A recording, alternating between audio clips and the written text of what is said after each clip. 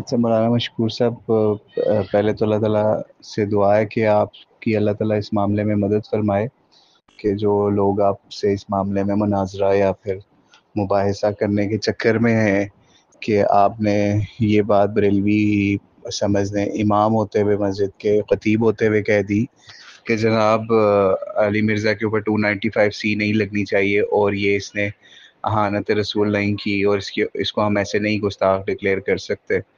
تو یہ بات اگر آپ نے کہہ دی ان کے سامنے تو یہ تو آپ کا بڑا پن ہے کہ آپ نے یہ بات کہہ دی ہے.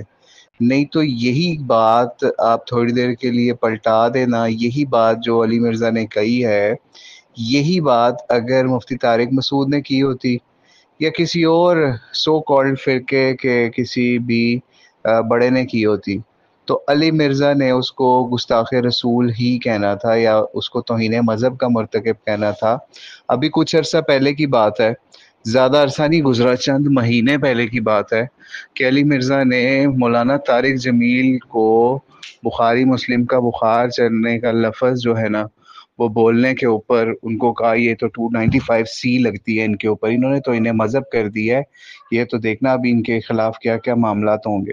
اس نے لوگوں کو پرووک کیا اس معاملے کے اوپر علی مرزا نے کہ مولانا طارق جمیل کے اوپر یہ معاملہ ہو جائے. ٹھیک ہے، اس نے خود پرووک کیا، کسی بریلوی نے یہ معاملہ نہیں اٹھایا، اس نے پرووک کیا. لیکن لوگوں کو پتا تھا کہ بھائی وہ انہوں نے از راہ تفنن یہ بات کہی ہوئی ہے یا پھر انہوں نے ایک محاورتاً یہ بات کر دی ایسے اس اینکر کو جس کو بخاری مسلم کا نام بھی ٹھیک طریقے سے نہیں لینا آتا. ٹھیک ہے، تو اس بندے کو انہوں نے یہ بات کہی. اور دوسری طرف علی مرزا کا اپنا کریکٹر یا اپنا پاسٹ یہ ہے کہ جناب جس وقت مفتی طارق مسعود صاحب سے مس ہینڈلنگ ہوئی قرآن پاک کے معاملے کے اوپر، اس وقت بھی اس نے ان کو کہا ہے یہ گستاخی. ٹھیک ہے یہ گستاخی لیکن اس کے اوپر معافی ہونی چاہیے. الٹا اس نے 295 قانون کے اوپر اس وقت جو ہے نا آرمی چیف کو پکارنا شروع کر دیا، ہائے مدد کرو، اس قانون میں تبدیلی ہونی چاہیے، اس میں یہ ہونا چاہیے، اس میں وہ ہونا چاہیے. ٹھیک ہے، اس قانون کے خلاف اس نے ہرزہ سرائی شروع کر دی. مفتی طارق مسعود کو کہا کہ اس کو تو چھوڑنا نہیں ہے لوگوں نے، یہ نہ ہی آئے پاکستان. اس لیول کا اس نے پرووک کیا لوگوں کو مفتی طارق مسعود صاحب کے خلاف. اسی طریقے سے اس بات صرف یہاں نہیں رہی، پھر اس نے باقاعدہ پورے لیکچر ریکارڈ کروائے گستاخانہ عبارتوں کے خلاف. ٹھیک ہے، کہ یہ جناب بریلوی دیوبندی ان لوگوں کے جو بڑے ہیں نا یہ گستاخ تھے، یہ انہوں نے کفر کیے ہوئے، یہ جو ان کی کفریہ عبارات ہیں یہ ان کی گستاخانہ عبارات ہیں. اور یہ جو ہے نا اگر یہ اس پہ بریلوی یا دیوبندی یہ لوگ مانتے ہیں تو یہ صحیح کفر ہے.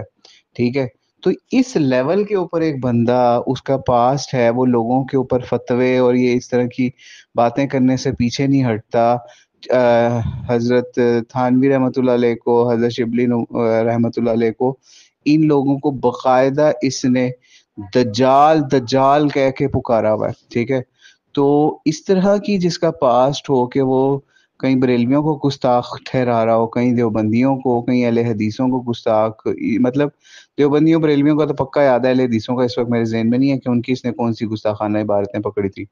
ٹھیک ہے، جو بندہ اس طریقے سے اس گھٹیا طریقے سے پروپیگیٹ کر رہا ہو ہر جگہ پہ اور کبھی کوئی واقعے کے اوپر ان کو جو ہے ٹونٹ کرتا رہے، کبھی کہ یہ ان کا بریلوی دیوبندیوں کا کلمہ چشتی رسول اللہ، تھانوی رسول اللہ، اس طرح کی باتیں کرتا ہو اور کہتا ہو کہ یہ لوگ اس کو آن کرتے ہیں اور یہ اس طرح کی چیزیں، حالانکہ ان واقعات کا کانٹیکسٹ دیکھیں، کہیں پہ خواب کا معاملہ ہے، کہیں پہ کوئی اور معاملہ ہے.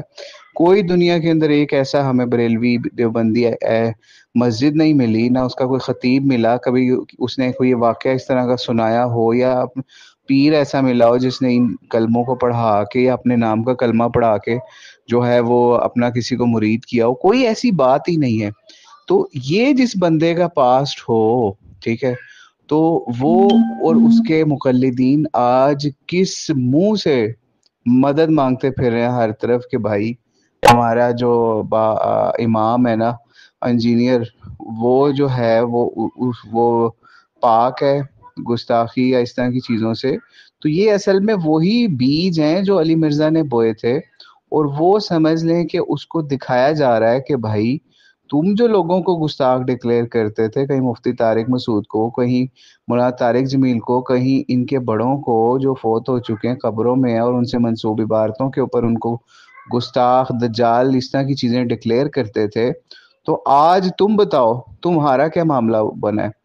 اور آپ یہ سوچیں کہ یہ ہمارے بڑے جو تھے نا، وہ ہمیں ڈرایا کرتے تھے، کیونکہ ہم نے اہل حدیثوں کے ساتھ بہت وقت گزارا ہے، تو ہم بڑی بڑی باتیں بول دیا کرتے تھے. کہیں یہ جو اپنا جتنے بھی بریلویوں کے بڑے ہیں جن سے یہ مددیں مانگتے ہیں یا وسیلے مانتے ہیں ان سے، ٹھیک ہے، یا ان کی نیازیں کھاتے ہیں، تو ہمارے بڑے کہتے تھے بھائی اختلاف رکھو، لیکن ان کے بارے میں، ان بزرگوں کے نام سے کوئی جو ہے نا ایسی بات نہ بولو. تو آپ یہ دیکھیے کہ یہ اس بندے کو کس طریقے سے شیطان نے یا پھر سمجھ لیں کس نے پھنسوایا اس کو، کہ وہی الفاظ دجال والے جو یہ چشتی تھانوی کے لیے بولا کرتا تھا، یا مسلمانوں کے علماء کو دجال کہا کرتا تھا، وہی الفاظ جو ہے نا اس نے اس کو جو ہے وہ جیل کی سلاخوں کے پیچھے پھینک دیا. ٹھیک ہے، جو بھی ہے باہر آ جائے گا، ہمیں پتہ ہے اس کے ہینڈلرز جو ہیں وہ صرف اس کا گراف اونچا کرنے کے لیے کیا معاملات کر رہے ہیں. بڑی دور تک یہ گیمیں گئی ہوئی ہیں، 2023 سے بڑا نیچے گر رہا تھا اس کا گراف اور سارے معاملات. تو جب یہ چیزیں ایک بندے کا معاملہ ہے تو پھر اس کو تھوڑی سی تو سزا ملنی چاہیے نا، کہ وہ اس طرح سے لوگوں کے بارے میں گستاخیاں اور ایسے فتوے نکالتا رہے. مطلب فتویٰ از جسٹ سیئنگ، مطلب اس کی اوپینین کہہ لیں، اور باقاعدہ اس کے اوپر آج تک یہ بھی اور اس کے مقلدین بھی جگہ جگہ چشتی دجال، تھانوی دجال، اور اتنے گھٹیا یہ لوگ کام کر رہے ہیں. یقین جانیے کہ انہوں نے، اس کے مقلدین نے اور علی مرزا نے بھی، کہ مرزا غلام احمد قادیانی دجال، چشتی دجال، تھانوی دجال، شبلی دجال، اس طریقے سے ان تینوں چاروں کے نام لیتے ہیں، اور ان تین بڑوں کے نام لینے کے ساتھ مرزا غلام احمد قادیانی کے ساتھ اٹیچ کر کے اس کو بھی دجال کہتے ہیں.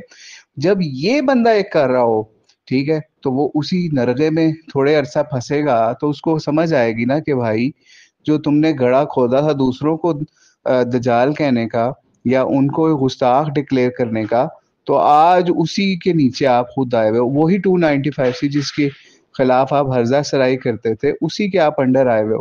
ٹھیک ہے، اور یہاں پہ اس وقت جو ہے نا بہت بڑا خطرہ جو ہے نا وہ یہ ہے کہ اللہ کرے ایسا نہ ہو، یہ ہماری بدگمانی، اور اللہ ہمیں اس پہ معاف ہی کرے، کہ اس کے ہینڈلرز اصل میں چاہتے ہیں کہ جناب یہ 295 جو ہے نا اس قانون کے حوالے سے کوئی ایسا معاملہ ہو جائے کہ اس کا جو ہے نا وہ کوئی تبدیلی ہو جائے، چینج ہو جائے، کوئی نہ کوئی ایسا معاملہ ہو جائے کہ جناب اس طرح کے معاملات ہی نہ سامنے آ سکیں. حالانکہ لوگ جو ہیں 302 کے اندر ایکیوز ہوتے ہیں، غلط ایکیوز ہوتے ہیں. 302 کے جو ہے اس کا دفعہ کا غلط استعمال ہوتا ہے. اسی طریقے سے 302 نہیں چھوڑیں، اس کے علاوہ یہ جو اپنا اغوا کا جو ہے وہ اس کی دفعہ کا غلط استعمال ہوتا ہے. اس طرح بہت ساری قانونی دفعات ہیں، ان کا لوگ غلط استعمال کرتے ہیں. تو اس سے یہ تھوڑی ہو جاتا ہے کہ اس سے وہ قانونی چینج کر دیا جائے کہ جناب یہ قانونی چینج ہو جانا چاہیے. نہیں. اب مثال ہے، اگر علی مرزا ہے اس کو لوگوں نے، بریلویوں نے گستاخ، ان کے کسی ایک خاص مولوی نے، اشرف جلالی نے ڈکلیئر کرنے کی کوشش کی ہے، تو ہم تو اس کو نہیں کہتے نا، کیونکہ ہماری تربیت یہ نہیں ہے جو علی مرزا کی تربیت ہے. یعنی اس کی جو اتنی گندی تربیت ہے اس حوالے سے کہ جس کا دل کرے اس کو گستاخ کہہ دو، جس کا دل کرے اس کو جو ہے وہ سمجھ لیں دائرہ اسلام سے خارج کر کے اس کو مرزا غلام احمد قادیانی کے ساتھ دکھانا شروع کر دو. ہماری تو یہ تربیت نہیں ہے نا، تو اس لیے ہم اس کو گستاخ رسول کبھی بھی نہیں کہہ رہے. ٹھیک ہے، ہم تو نہیں کہہ رہے.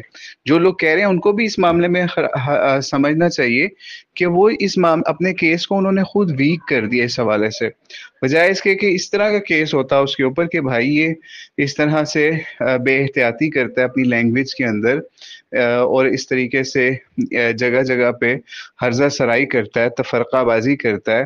یہ چیزیں، ان چیزوں سے اس بندے کو روکا جانا چاہیے.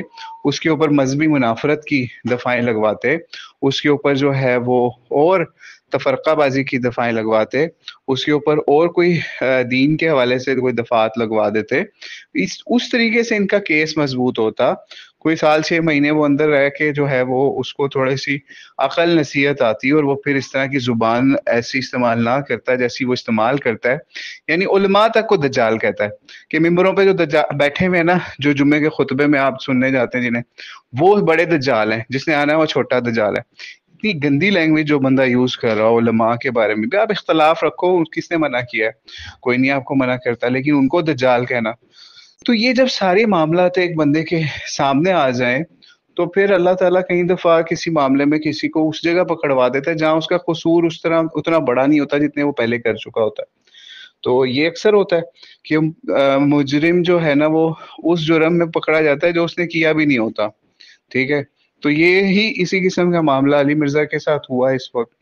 तो अल्लाह ताला से दुआ है, अल्लाह ताला इस शर से खैर वाला मामला फरमाए, और इस बंदे को अभी कोई अकल आ जाए जिस इस तरीके से, किस तरीके से इसने कहीं तौहीद को बदनाम करवा दिया, कहीं इसने सुन्नत को बदनाम करवा दिया अपनी इस जहालतों की बुनियाद के ऊपर। नहीं तो एक वक्त होता था कि हम बड़े फख्र से कहा करते थे कि ये तौहीद और सुन्नत का काम करे, लेकिन इस वक्त क्या, ये जो जिन जिन चीज़ों के ऊपर इसको लोग पकड़ हैं, ये तौहीद और सुन्नत का काम है? कहाँ कुरान हदीस में ये बातें लिखी हुई हैं? क्या आपको नबी को जो है कोई दज्जाल के और आप उनकी लड़की से शादी कर लो, जो इस बंदे ने ऐसा क्लेम किया हुआ है? तो ये मामला है जो इसने खुद खराब किया है, वो खुद इसका जिम्मेदार है।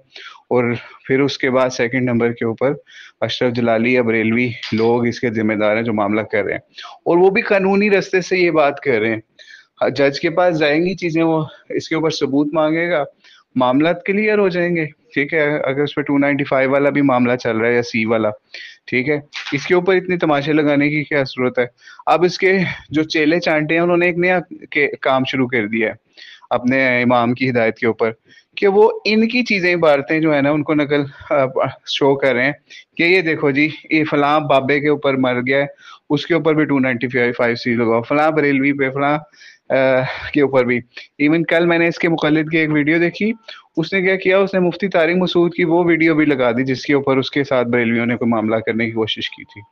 तो जब ये लेवल आ जाए तो फिर तो ये बनता है ना कि ये बंदा थोड़ी सी सजा काटे, और फिर ये जो है वो इसका सॉफ्टवेयर जो है वो चेंज हो या अपडेट हो, और फिर ये मामला जो है वो दीन के हवाले से तबलीग दावत के आसान तरीके से सीख के करे। तो अल्लाह ताला से दुआ है, अल्लाह ताला इस शर से खैर वाला मामला फरमाए। वल्लाहु अलम बिस्सवाब। अस्सलामु अलैकुम वरहमतुल्लाहि वबरकातुहू।